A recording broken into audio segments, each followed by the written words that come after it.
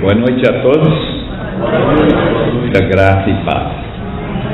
Sinto muita alegria em novamente estar nessa linda capela ou igreja, como quiser, e ver tantas pessoas queridas de 5 anos atrás. Exatamente neste início de maio, há 5 anos atrás, nós chegamos em Miami e passamos uns meses bem interessantes. Estamos aqui para estudar na Palavra de Deus algo que me interessou há muito tempo.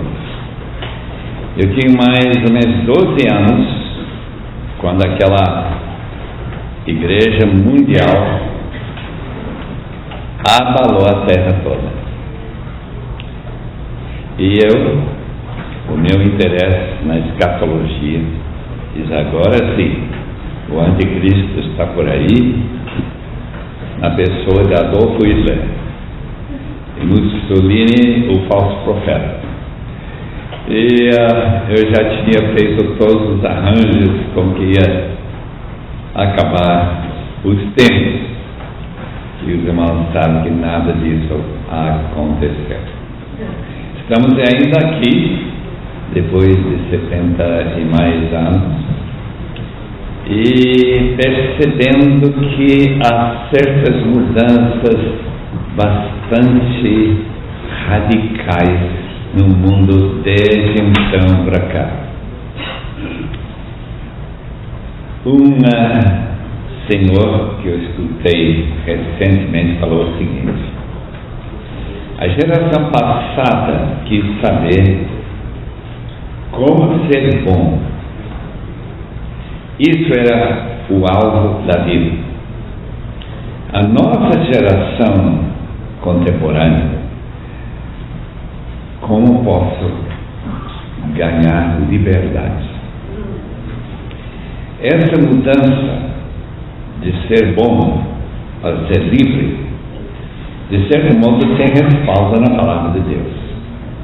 A Palavra de Deus diz para liberdade que Jesus Cristo veio, para nos libertar do pecado, do poder satânico e da morte. Escatologia tem a ver sobre a morte, estado intermediário, juízo, o que vai acontecer neste mundo ou com este mundo tem a ver com tudo isso. E diferentemente de qualquer outra religião do mundo, a Bíblia fala bastante sobre o futuro. Os gregos pensavam na história de uma grande roda que, ao virar, os acontecimentos de um período, normalmente lá 1400 anos, chamado Ano Mundial, uma era, todo vai voltar exatamente como as estações do ano. É chamado a escatologia de reviravolta, só virar. A Bíblia não sabe nada dessa maneira de pensar. Exclui completamente a ideia daquilo que está acontecendo hoje, já aconteceu e acontecerá novamente daqui a uns 1000 anos, quem sabe. Não, a Bíblia fala linearmente. Estamos progredindo para o fim. Eu gostaria de ler um pequeno trecho da Palavra de Deus e daí a gente vai entrar nos diferentes temas que nós pretendemos falar nesta noite.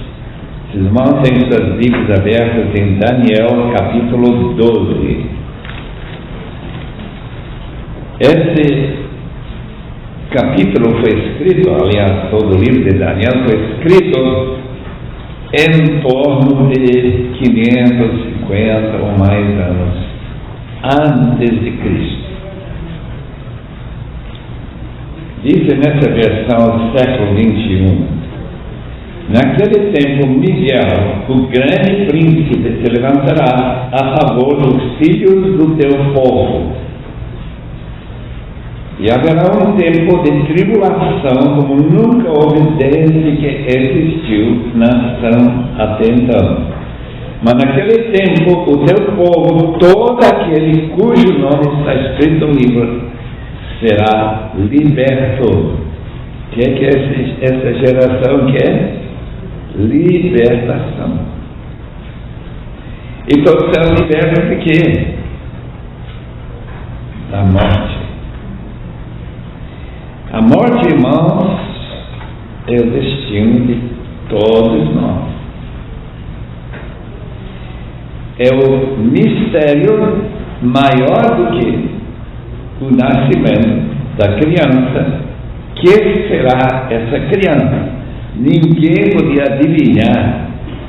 Quando eu nasci, 85 anos e mais atrás, que eu estaria em Miami nesta noite. Ninguém imaginaria que eu estaria falando português e não espanhol. Quer dizer, há um grande mistério no nascimento, mas não se compara com o mistério da morte. Passar pela morte, ou como antigamente se falava, passar pelo rio que divide esta vida da vida eterna final.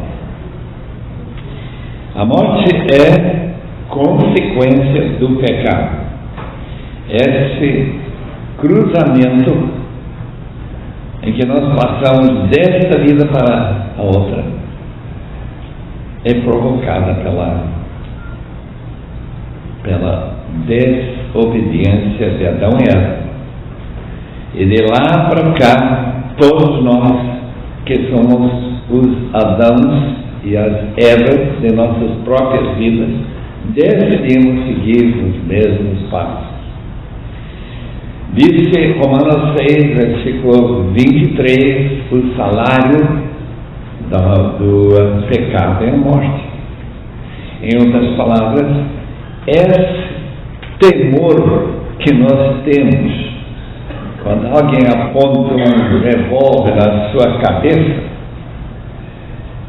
e você se sente congelado pelo temor, é um sentimento por causa do fato de que para nós, em geral, tem algumas pessoas que aparentemente não têm tanto medo de se matar ou enfrentar, mas normalmente a gente sente um temor.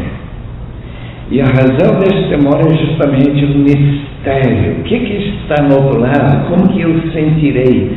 Como que vai ser esta vida após a vida? Ou se for como um empresário de São Paulo, que eu estive conversando, ele disse, quando meu irmão morrer como um cachorro, sabe qual é o problema dele? Que não tinha morrido ainda. O famoso ateu Voltaire, ele diz que morte é só sensação de vida, não há nada de importância nisso. E ele, que desafiou a Deus, aquele homem que foi tão famoso nas suas declarações, como Richard Dawkins é hoje, ele quer que os ônibus de Londres, ele é professor Oxford, coloca nessa faixa ao lado do ônibus, Deus não existe, pelo menos não há evidência. E se Deus não existe, obviamente o fim dessa vida é simplesmente um evento natural. Mas quando Voltaire chegou ao fim da vida, ele teve uma experiência que ele não imaginaria nunca. Isso que ele sentiu, a chegada dos demônios para levá-lo para o inferno. Esse homem que não queria em Deus, não queria em demônios, não queria nada do além, agora está tremendo de medo. Ele vê aqueles que estão em volta de sua cama, chame um padre. Ele não está delirando. Ninguém deu atenção à sua último pedido, chama um padre. E a mulher que cozinhava para ele, cuidava da casa, diz: nunca mais eu cuido de alguém na hora da morte que não crê em Deus. Uma pessoa que de uma forma desgraçada, sem graça nenhuma, fala de Deus como se fosse alguém que seja de fato o diabo. Morte espiritual é a morte, segundo Efésios capítulo 2, que caracteriza todo mundo que não passou da morte para a vida, que nós encontramos também em 2 Coríntios capítulo 5, versículos 14 e 15. Quando a gente recebe o perdão dos pecados, recebe o chamado novo nascimento, quando o Espírito Santo vem para residir na sua vida, essa pessoa passa da morte para a vida. Portanto, a Bíblia descarta completamente a ideia de morte como o mundo pensa. A funerária aqui, funeral home em inglês, onde eles gastam um dinheirão para tornar a morte mais agradável possível. Dá toda essa maquiagem, flores e lugar bem gostoso, porque não tem nada de gostoso, mas para o crente tem. E a diferença é que a Bíblia nunca mais falará de crente morrendo e agora dormindo. Em outras palavras, esse intervalo da minha cessação de vida aqui na terra e abrir os olhos na vida vindoura, essa transformação é simplesmente acordar. Quem aqui tem medo de dormir à noite? Ninguém. Seria estúpido. Você tem que dormir. Portanto, dormir é simplesmente cessar de consciência para depois despertar para o novo dia, com novas forças e novas alegrias. A palavra que se usa é dormir. As palavras de Jesus para Marta são muito significativas. Em João 11, se trouxeram a Bíblia, eu sei que muita gente pensou que isso seria uma palestra em vez de um estudo bíblico, mas em capítulo 11 nós encontramos dois versículos muito importantes. Jesus fala no versículo 23: teu irmão Lázaro ressuscitará. Disse-lhe Marta: sei que ele ressuscitará na ressurreição no último dia. Em outras palavras, ele vai passar um período de tempo incalculável. Ele vai ressuscitar no fim. Jesus declarou: eu sou a ressurreição e a vida. Quem crê em mim, mesmo que morra, viverá. E todo aquele que vive e crê em mim jamais morrerá. Crê nisso? Esta pergunta, se você crê que quem crê em Jesus, quem já passou da morte para a vida, não morrerá mais nunca. Ele então vai dormir em Cristo. Morrer em Cristo, portanto, é uma experiência ilustrada no batismo. É um tipo de sepultamento e ressurreição na mesmo instante. Nessa experiência de morrer e ressuscitar novamente. Romanos capítulo 6, versículo 3 diz que nós que fomos plantados com Jesus na semelhança da sua morte. Sua morte foi num túmulo, uma morte real. Transforma a nossa morte lá nas águas batismais como apenas uma experiência de transformação diante de Deus e de toda a humanidade. Eu estava morto, agora estou vivo em Cristo. Mas existe algo que a Bíblia chama de morte eterna. Ou, no livro de Apocalipse, morte, a segunda morte.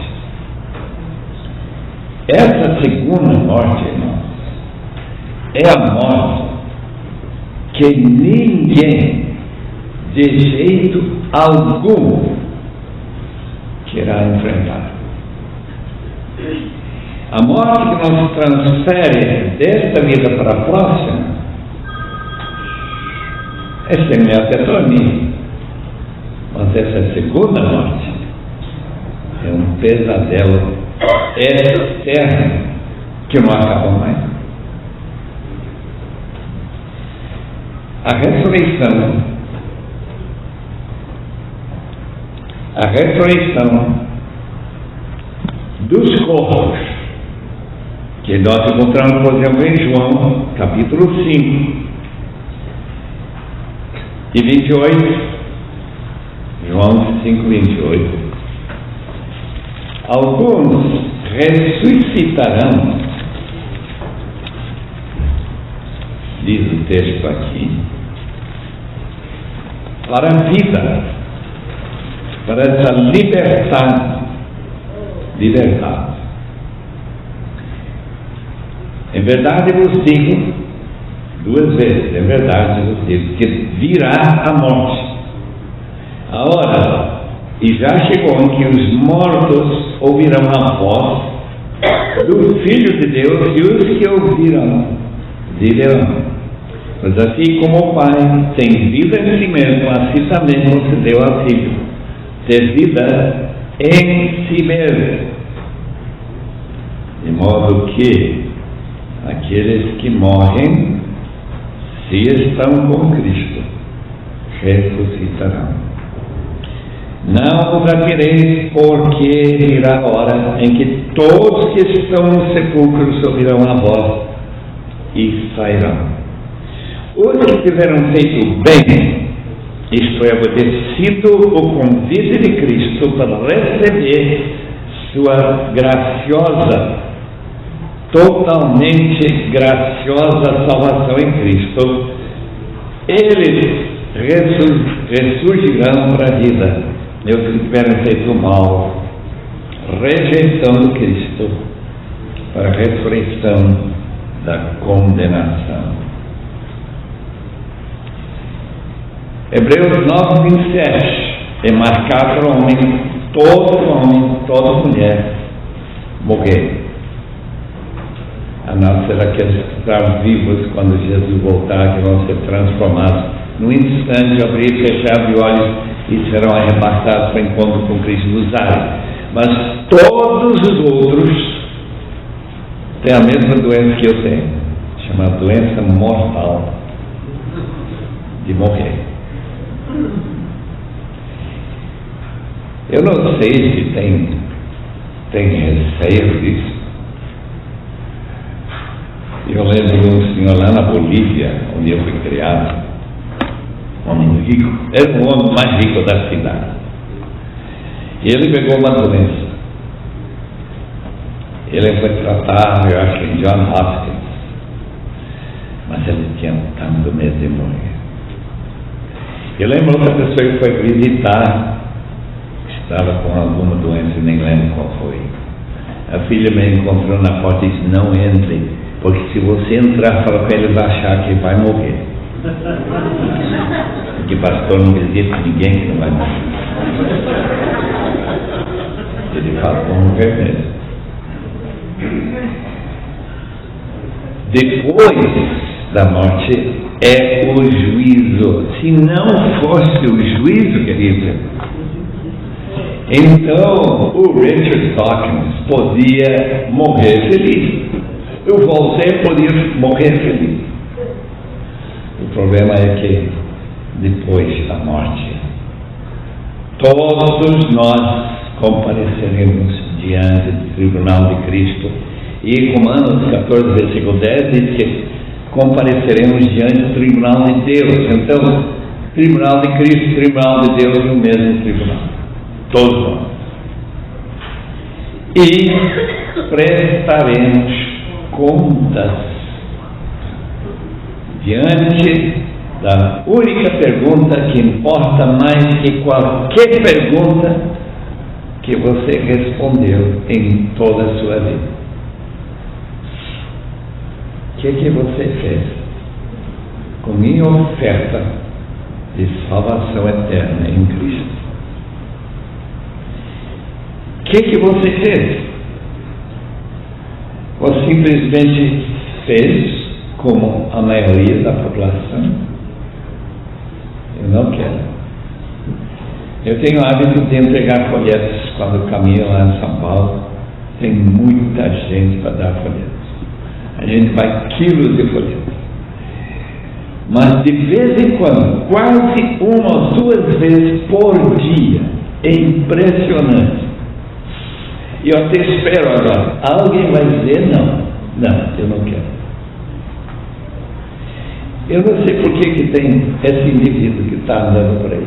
E é raras vezes que a gente vai entregando. E, de repente, eu não quero. Não quer dizer que todo mundo que recebe o folheto vai ler, ou mais ainda que vão tomar a sugestão, aliás, a exortação daquele folheto, entrega a sua vida ao Senhor Jesus. Receba a salvação de graça, já foi feito tudo para você.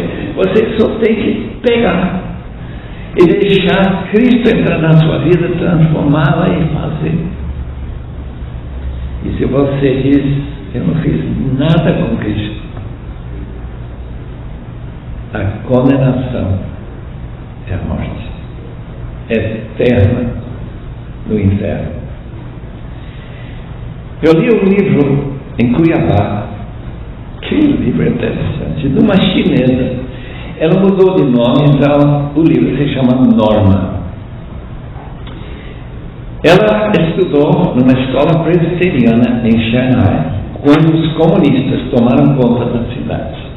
E aí veio todas aquelas inquisições, inquéritos, se as pessoas eram cristãs ou não. E ela então foi para a vida, para a frente do tribunal, do juiz. Você é cristã? Ela, sem pensar, porque ela não era cristã, ela nunca tinha aceitado o Senhor Jesus. Digo só.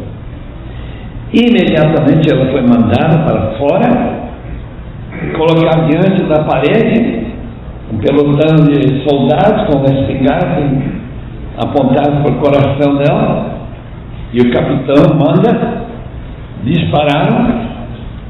Ela achou que tinha morrido, mas depois abriu os olhos, está tudo bem. Nada. Diz que agora, o que está acontecendo? Só pedaços de tijolo, todas as balas passando por cima da cabeça. O capitão manda carregar de novo as armas, novamente, em cima da cabeça dela. Finalmente ele diz, aqui não está para matar essa moça, você está mandando ela para o campo de concentração, ela passa umas aflições tremendas. Um daqueles soldados foi correndo até encontrar a casa de um crente e disse, por favor, explica para mim o que aconteceu esta tarde. O soldado disse para ele, cada vez que a gente disparava, levantava o país de todos os soldados. Me explica como eu posso conhecer a Cristo. Aquela moça, claro, estava em que conhecer a Cristo. E ela se converteu, se tornou um evangelista, voltou para a China, depois chegar na América e pegar a cidadania, de modo que ela não podia ser mais presa lá. E lá ela sentou ao lado. Por acaso, Deus faz tanta coisa interessante. Acaso, um daqueles soldados foi correndo para saber o que aconteceu. É o juízo, irmãos. Imagina você diante do tribunal de Cristo. Por que a Bíblia promete que quem não tem Cristo, a ira de Deus paira sobre ele, agora e eternamente? Porque nós ouvimos quase constantemente que Deus é amor e que Deus é tolerante, Deus perdoa. Por que se preocupar? Deixa eu ler o que Jesus e o apóstolo João escreveram aqui em João capítulo 3. Quem crê no Filho tem a vida eterna. Quem, porém, mantém-se em desobediência ao Filho, não verá a vida, ele já está morto em pecado, mas sobre ele permanece a ira de Deus e para sempre. Deixa-me ler sobre o juízo final em Mateus capítulo 25. Agora é a palavra de Jesus. A palavra de Jesus é esclarecedora.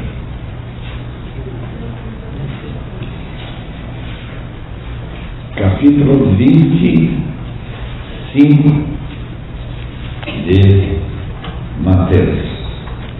O último versículo.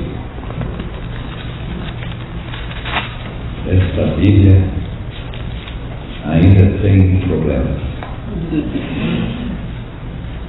Então eles também perguntarão: Senhor, quando teremos pessoas estar no juízo, com fome, com sede, estrangeiros, sem roupas, ou doentes, ou na prisão, e não cuidamos de ti? Ele lhes responderá: em verdade vos digo que sempre que eu deixar de fazer a um desses mais pequeninos, deixar de fazê-lo a mim. E eles irão para o castigo eterno, mas os justos irão para a vida eterna. Vida e morte eterna, inferno e paraíso. É o contraste tão radical que é impossível imaginar a diferença.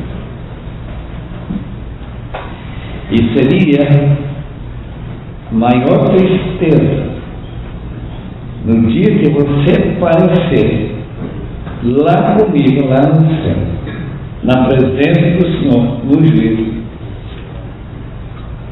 e eu ver que você foi condenado. Pelo menos você vai saber, enquanto eu creio que a maioria da população nem sabe o que está naquele após morte.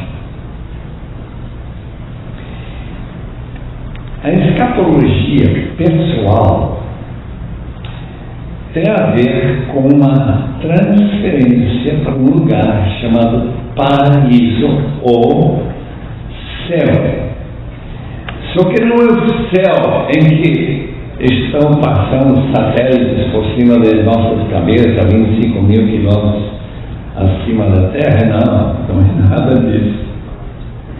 A palavra céu quer dizer uma outra dimensão que nós não temos nenhuma capacidade de ver ou sentir.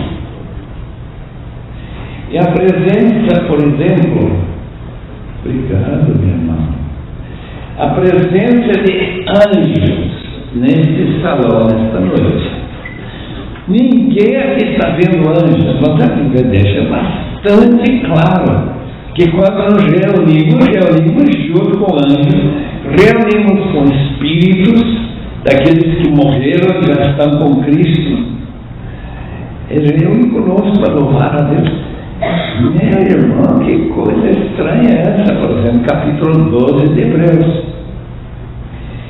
Mas quando Jesus diz, eu vou preparar-lhes lugar, em esse famoso capítulo 14 de João, ele está simplesmente dizendo, eu estou indo para a cruz, para que quando eu voltar, vou ficar lá pouco tempo, naquele túmulo, ele voltará e receberei vocês para junto de mim, para que onde eu estou, vocês ficassem também. Não é glorioso? O cristão passa, portanto, quando ele crê, a ser cidadão do céu. Ele não é mais do mesmo sentido cidadão americano, brasileiro, de qualquer outro país. Ele se torna cidadão do céu por causa da cruz de Cristo. Ele preparou esse lugar de maneira que quando nós morremos, nós simplesmente somos transferidos para o paraíso. Enquanto, se a pessoa não conhece a Cristo, ele é transferido para um lugar chamado Hades, ou Sheol, no Antigo Testamento.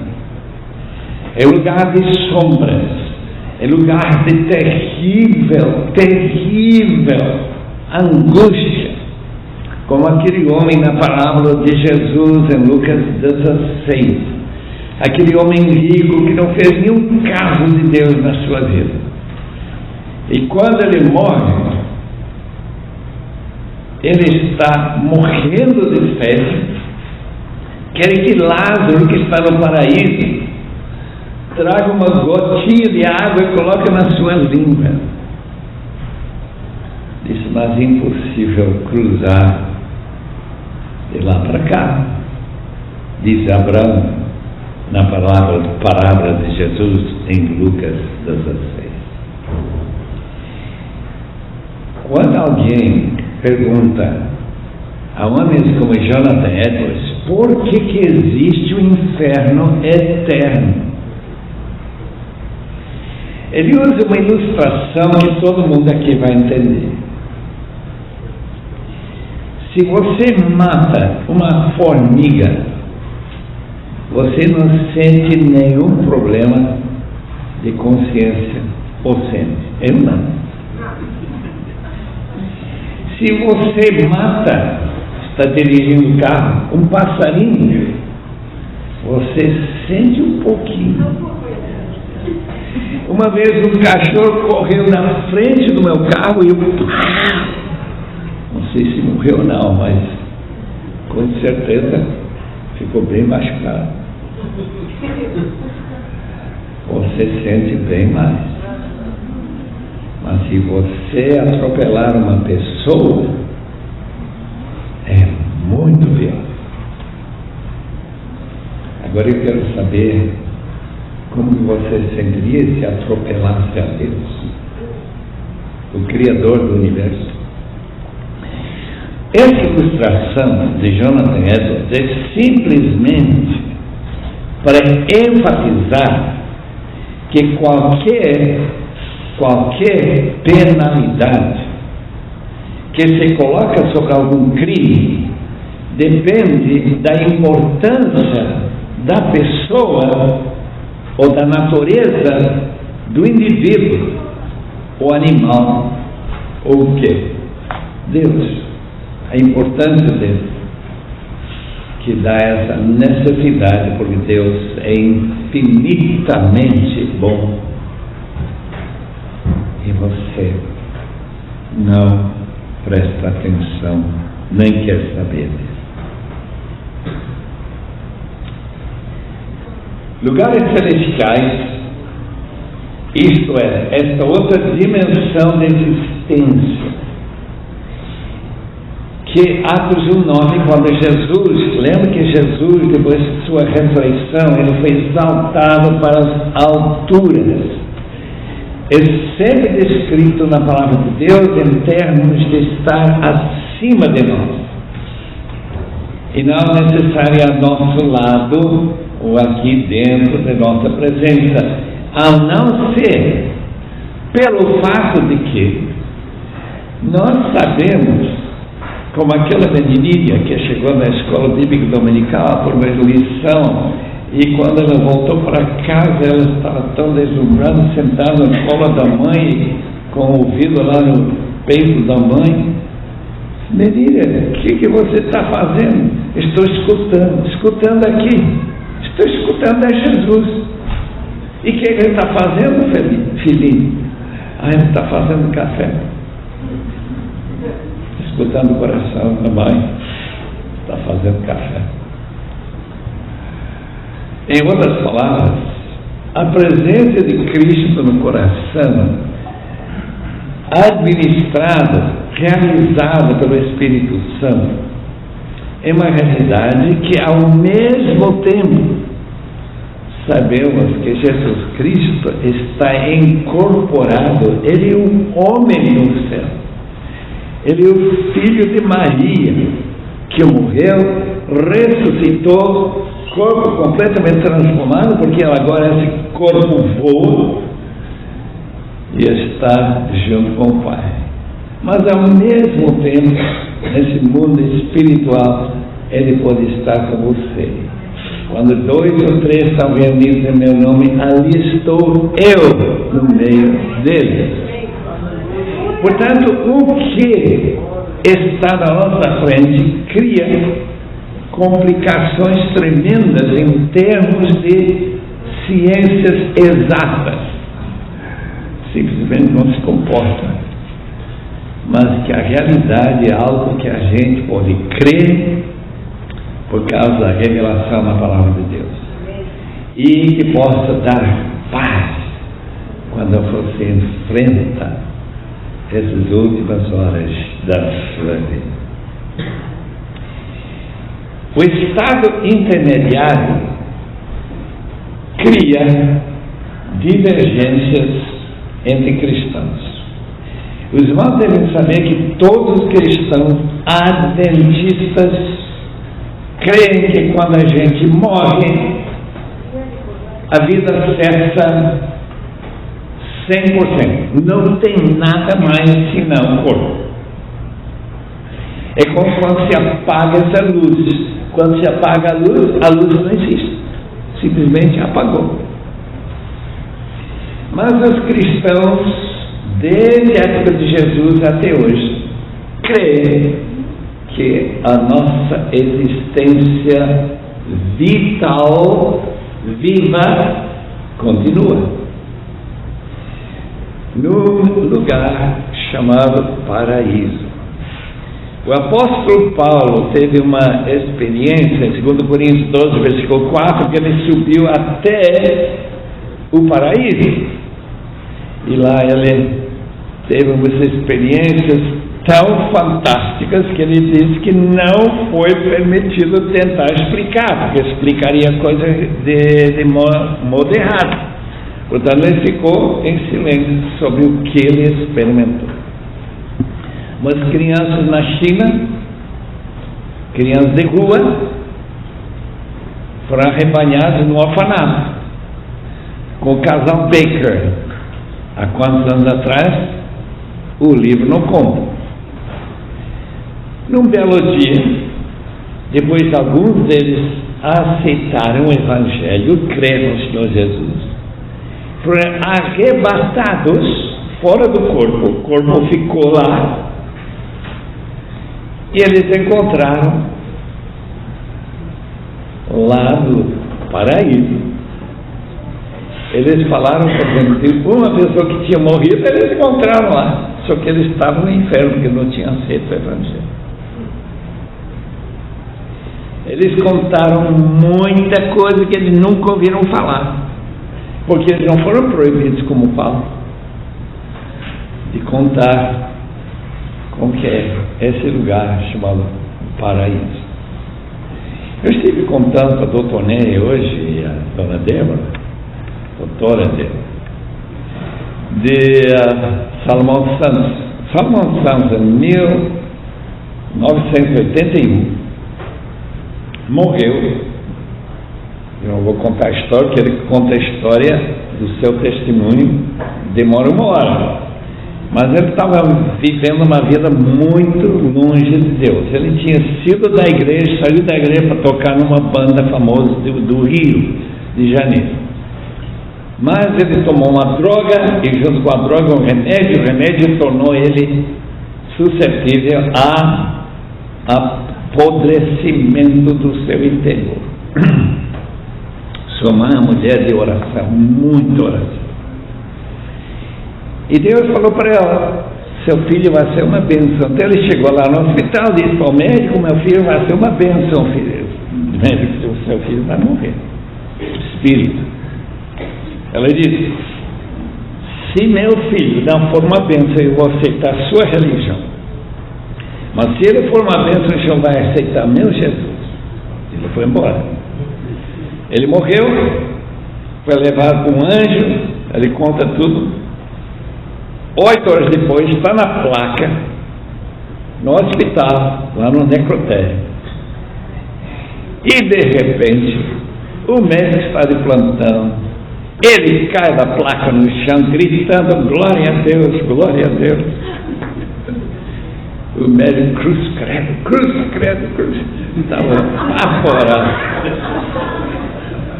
E aí se tornou uma palestrante que anda por todo lado. Eu estive na Suíça, ele estava chegando lá no próximo sábado para contar essa história.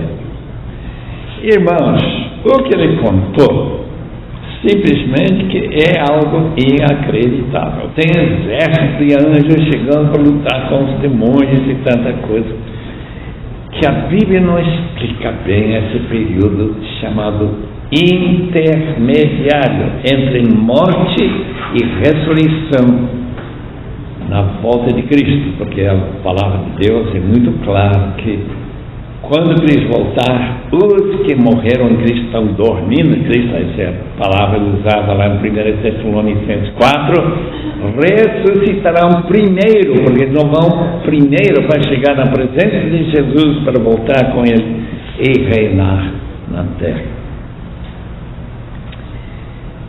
Como está minha mãe, que faleceu na Bolívia, está enterrada em Cochabamba? Quer dizer, o corpo está enterrado. Como está passando agora, depois de quantos anos? Não chega a 60 anos atrás que ela faleceu. Nós não sabemos a seguinte pensamento for verdade ou não, que depois de morrer, o tempo não é mais registrado para que as pessoas conscientes, mas sem registrar o tempo.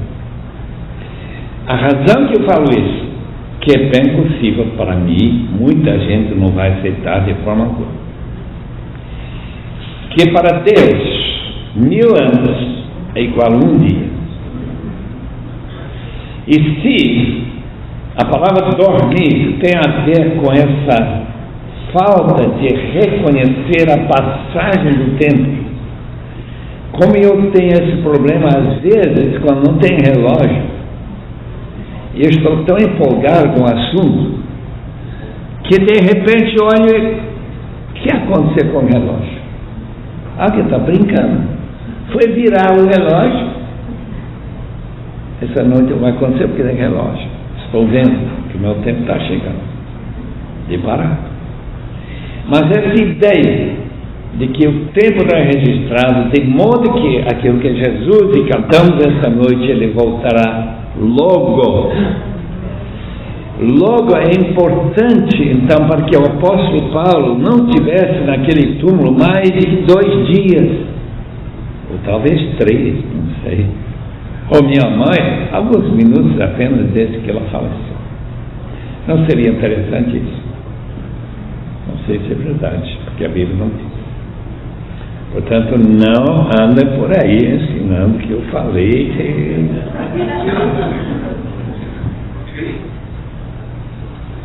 Tempo se registra quando estamos acordados, e especialmente se é algo que a gente desgosta, algo como sentado num avião para ir e viajar 13 horas de São Paulo até Istambul. A gente não pode aguentar até chegar, é isso aí, livres. Muito bem. Ressurreição do corpo. A ressurreição de Jesus é chamada das primícias. E Filipenses capítulo 3 nos informa que essa transformação de nossos corpos em corpos de glória, em vez de corpos de vergonha e de fraqueza e de deterioração. Portanto, um tipo de material que não existe no mundo, em lugar nenhum. Não dá para estudar, cientista não pode saber como que é esse corpo de Cristo. Que tipo de dentes ele mastigou aqueles peixes lá ao lado do lago de Galileia, em João 21? Quer dizer, eu acho que ele comeu, porque Atos diz que ele comeu com os discípulos. Que tipo de carne, que tipo de transformação, que dá para flutuar, passar por porta fechada, sem problema algum. E que ele pode ficar em algum lugar acima de nós, acima da China, não sei. Mas vai ser maravilhoso, porque lembre-se uma coisa: Deus nos fez para viver em corpos. Nós não somos gregos. Os gregos achavam que este corpo era um caixão e que nós estamos presos lá dentro desse caixão. Depois tira a tampa e a alma escapa como um passarinho. De jeito nenhum. Nós estamos, gostem ou não, fatalmente confinados a um corpo. E nesse corpo que nós viveremos eternamente. Só que vai ser um corpo que não tem nenhum problema, mas não vai precisar do torneio. Vocês vão gostar disso. Não vai precisar de farmácia. Nunca vai ter dores. Vai ser um corpo que cada vez mais fica brilhando com essa glória da transfiguração de Jesus. A Bíblia chama de glorioso. Deixe-me ler em Romanos 8, versículo 18, algumas palavras tão apropriadas para descrever a situação que nós nos encontramos neste mundo. Considera, Romanos 8, 18, considera que os sofrimentos do presente não se podem comparar com a glória que será revelada em nós. Os discípulos que foram lá subir o monte, não sei que monte, lá em Israel, e eles ficaram com sono, ficaram roncando lá um tempinho. De repente, quando eles abriram os olhos, Jesus estava brilhando com um corpo glorioso. Não sei como aconteceu isso, mas o texto diz aí: não se pode comparar este corpo e vida que estão vivendo agora com o corpo glorioso que receberemos, se somos de Deus. Pois a criação aguarda ansiosamente a revelação dos filhos de Deus na sua glória, porque a criação ficou sujeita à inutilidade, não por sua vontade, mas por causa daquele que a sujeitou. Quem sujeitou foi Deus, na condenação de Adão e Eva, na esperança de que também a própria criação seja libertada do cativeiro, da degeneração para a liberdade, da glória dos filhos de Deus. O que a nossa geração está querendo, irmãos? Glória.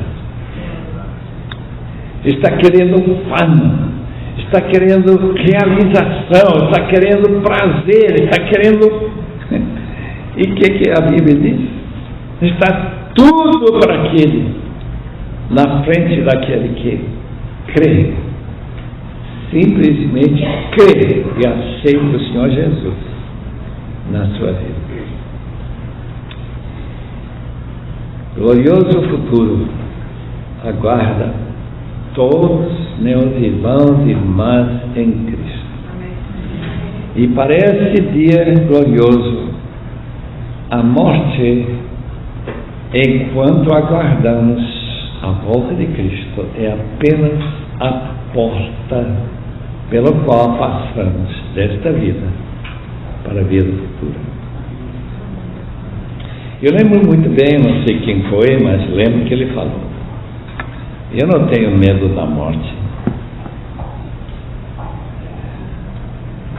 Eu não gosto de pensar na época antes da morte. Aquele enfraquecimento, aquela dificuldade de respirar, aquela ser confinado à cama. Eu não quero. Mas a morte, libertação. E que Deus convença todo mundo aqui esta noite que vale a pena conhecer a Cristo e esperar com gloriosa esperança a bendita esperança, a volta de Cristo, quando vamos receber esse novo corpo para a glória de Deus. Vamos orar. Ó Deus, amado Pai, não somente nosso Criador, mas nosso Salvador, enviando o Teu Filho tão submisso até aquela terrível cruz, onde Ele pagou os meus pecados e pecados de todo mundo que crê ou venha a crer nele, até o dia em que Jesus Cristo nos levar para aquele ponto de intermediário. Aguardamos a volta de Cristo, a bendita esperança. Rogamos ao Senhor que ninguém que está neste salão não esteja entre os triunfantes, libertos, gloriosos filhos de Deus. Em nome de Jesus. Amém. Amém.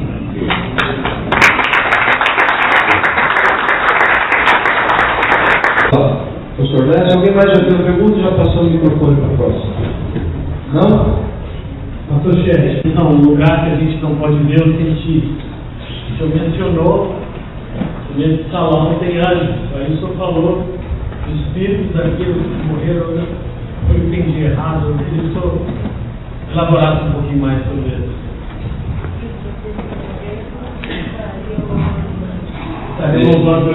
Deixe-me ler o texto aqui, em Hebreus, capítulo 12. Desde lá para o versículo 23, 24, 32. É um texto que combina com aquele texto, por exemplo, em Efésios 2, que quando nós nascemos de novo, nós somos entronizados com Cristo. Hebreus 12, que é um texto tão tremendo, aqui, começando com o versículo 18, que vai falar dos anjos. Ainda não chegaste ao monte palpável, que vou tocar em chamas lá no deserto. A escuridão, as trevas, a tempestade, ao ruído da trompeta, ao som das palavras que os ouviram, suplicaram que não lhes falasse mais, porque não podiam suportar o que lhes era ordenado. Mesmo um animal, se tocar no monte, será apedrejado. Essa visão era tão terrível que Moisés disse: estou aterrorizado e tremo. Mas tende chegado, em contraste, na nova aliança, tende chegado ao monte Sião, na cidade de Deus vivo, a Jerusalém celestial, ao incontável número de anjos em reunião festiva, a igreja dos primogênitos registrados no céu. Quem são eles? Nós. De todo mundo, na China, Índia, Indonésia, Japão, Alemanha, Rússia, no mundo inteiro. Então, num sentido não visível, quando nós estamos adorando a Deus, quando nós estamos entrando na presença de Deus, todos aqueles que estão em Cristo estão reunidos conosco também. Essa é a razão que é tão importante, reunir. Falei lá. Microfone. Mas numa dimensão que a gente não vê e não percebe. Mas anjos podem ter contatos, ainda que seja mais raro hoje em dia do que antes de Jesus, mas esses espíritos que aqui fala, né? E aos espíritos dos justos aperfeiçoados. Esses espíritos estão louvando simultaneamente conosco numa outra divisão. Mas aqui nesse salão pode ter anjos caídos e anjos do Senhor, que os nossos olhos não veem. Deus pode abrir os olhos e a gente vê. Mas esses espíritos estão limitados a uma outra dimensão que ainda não nos é permitido enxergar, correto? Aparentemente, nós também podemos reunir com eles. Por quê? Porque estamos entronizados com Cristo, estamos escondidos em Deus e assim por diante. É como se a realidade visível do físico é transformada. Vou ler, por exemplo, esse texto aqui. Eu lembro quando alguém disse: toda reunião é uma reunião celestial. Esse texto que diz, né? 2 ou 3 reunidos no meu nome, capítulo 18 de Mateus. Eu estou procurando esse texto aqui em Efésios, capítulo 2. Diz o seguinte, versículo 5: estamos ainda mortos em nossos pecados, deu-nos vida juntamente com Cristo, pela graça foi salvo, e nos ressuscitou juntamente com Ele. Com Ele nos fez assentar nas regiões celestiais, em Cristo Jesus. E onde está Ele? Celestial. Certo? Portanto, aqueles redimidos que já morreram estão reunidos conosco também. É difícil entender isso, porque eles estão aguardando a volta de Cristo, como nós.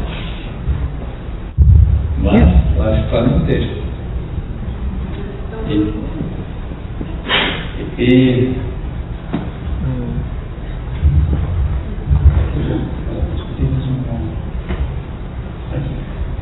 Pastor Sérgio, um prazer ouvi-lo mais uma vez. Antes de fazer minha pergunta, é só uma consideração pessoal. Ao longo dos meus anos como cristão, muitas vezes eu tenho sido dobrado e algumas posições teológicas elas vão mudando para conferirem com aquilo que as Escrituras vão revelando nos livros. Eu já li algumas vezes e reli o seu livro Escatologia do Novo Testamento. Eu sei que esse livro já tem alguns anos escrito. Minha pergunta é se, ao longo desses anos, o senhor tem revisto algumas das posições escatológicas. Eu sei que o senhor falou de escatologia pessoal, mas também fez alguma referência, pelo menos 2 vezes, sobre o texto de 1 Tessalonicenses 4, quando fala sobre aquilo que nós chamamos de arrebatamento. Nem todos entendem o arrebatamento como uma dupla de vinda de Cristo, mas o Senhor falou aquilo que a Bíblia fala, da transformação dos mortos, da ressurreição dos mortos, da transformação dos vivos, para encontro com o Senhor Jesus nos ares, para depois irmos com Ele para reinar e estabelecer o seu reino. A minha pergunta é: de alguma maneira, o estudo contínuo das Escrituras mudou alguma coisa na sua posição escatológica, não mais na escatologia pessoal, mas na escatologia coletiva? Nós vamos poder estar conosco amanhã? Sim. Ótimo. Eu vou explicar exatamente o que eu creio. E quaisquer mudanças que o irmão vai ser, depois me falem. Se ela alguma mudança que eu não creio que mudou. Acho que não mudou muita coisa, não. Mas alguém tem alguma pergunta? Eu gostaria de, que, se fosse possível, doutor Sérgio, o senhor me ajudar a compreender um pouco do momento que a pessoa fecha os seus olhos e vai estar com Jesus, entendeu? Essa dimensão, o corpo aqui na Terra é enterrado, mas a Bíblia fala que os corpos vão ser restituídos, né? Como é esse período? Como o senhor entende isso? O senhor poderia falar? Ou o senhor vai falar amanhã? Não sei. Não, né? esse é hoje. Não, o corpo não é composto dos mesmos átomos. Isso me parece bastante claro e óbvio, que quando esse corpo deteriora, decompõe e se torna galba, e vaca come essa galba, e depois uma criança toma esse leite dessa vaca, que é feito dos átomos que estavam no corpo de outra pessoa e agora passam para ser o corpo dele. Então, não vão ser os mesmos átomos, ou moléculas, ou o que for, mas que vai ser a pessoa que vai ser reconstituída no seu corpo glorioso, que vai ter características, obviamente, do corpo que já teve, mas também vai ter características tão diferentes, tão gloriosas, que não dá para comparar. Então, pessoas que não gostam de sua aparência, aguarde, você vai ficar. Se você que está muito orgulhosa da sua aparência, que já fez toda essa plástica, tudo isso, você vai ficar mais feliz. Pastor Sérgio, o mais feliz que eu estiver, viu? Está lindo e maravilhoso. E algo. Mais lindo na noite. Pastor, na exposição dessa noite, existe um período que nós, é como se você fez a comparação, eu estou dormindo, eu esqueço do mundo e desperto no dia seguinte e acordo um novo dia. Como entender quando Jesus disse lá da cruz, hoje você estará comigo no paraíso? Significa que há um período, e Jesus não falou isso, ou literalmente ele estaria no paraíso lindo e maravilhoso? Lindo. Exatamente. Exatamente. Mas passando por esse período de sono, de um dia para 1000 anos, alguma coisa assim? Não, eu acho que, irmãos, já tem lido ou visto o filme de Nárnia, daquelas crianças, né? Sim. Mas lembra quando a igreja sai desse guarda-roupa? A pessoa acha que muito tempo passou, mas não passou quase nada, mas esteve lá. Quer dizer, eu não estou sugerindo que a gente não vai ficar no paraíso, vai, apenas que o registro do tempo me parece deve mudar. Deve, eu não sei se vai mudar ou não, senão eu vou estar lá esperando, tem que ter paciência. Não tem ter paciência, esperar 1000 anos para que ele seja. Alguém mais tem uma pergunta? A senhora tem 2 microfones, eu tenho um aqui, e um sem bateria.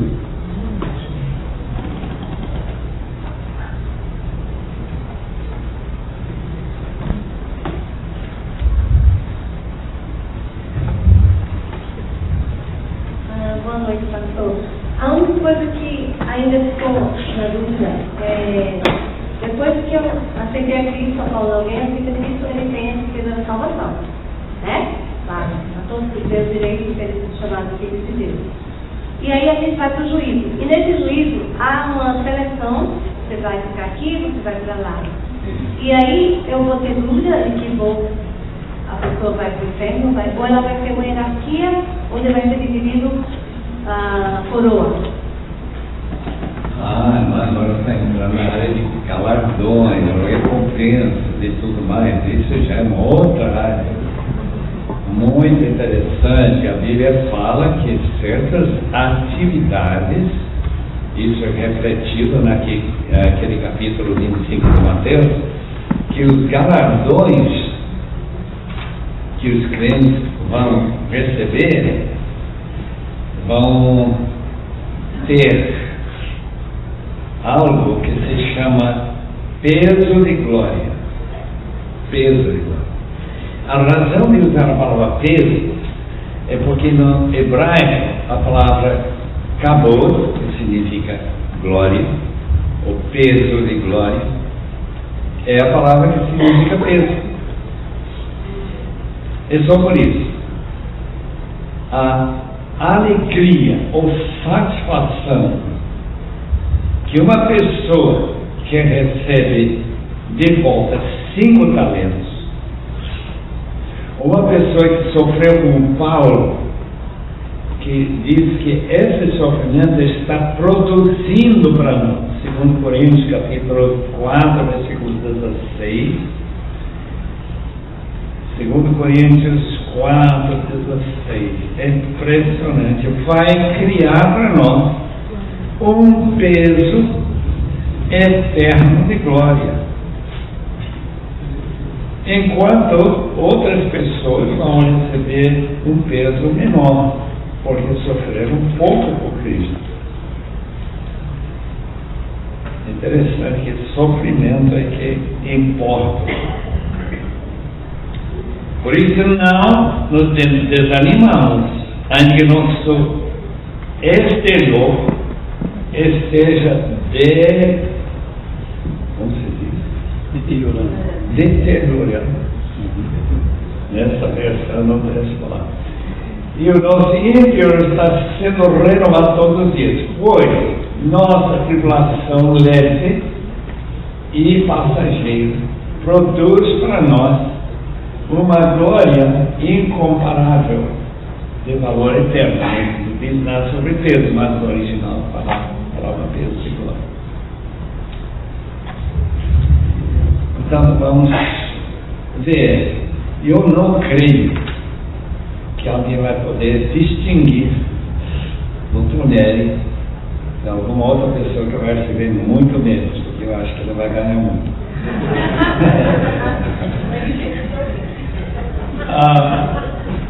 Não, vai ser interior.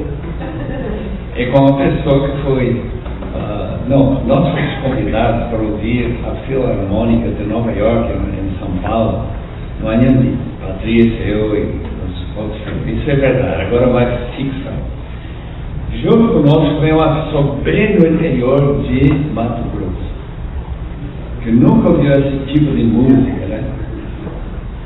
De Bruckner, de Brahms, de alguns que eles tocaram. Então ele senta ao nosso lado, escuta aquela música, puxa vida, tem que ir para a banheira. Então a banheira está lá, ele fica um bom tempo lá, depois ele volta, senta mais uns minutos, e eu queria tanto ver a cidade, então fica à vontade. Qual é a diferença dele e eu? É que eu tenho uma experiência anterior de música. E para ver essa gente tocando aqueles instrumentos tão valiosos e com tanta perfeição, a experiência é fantástica, mas para ele não é nada de valor. O valor dessa vida futura, em termos de galardão, vai ser quando você, nesta vida, se preparou para gostar.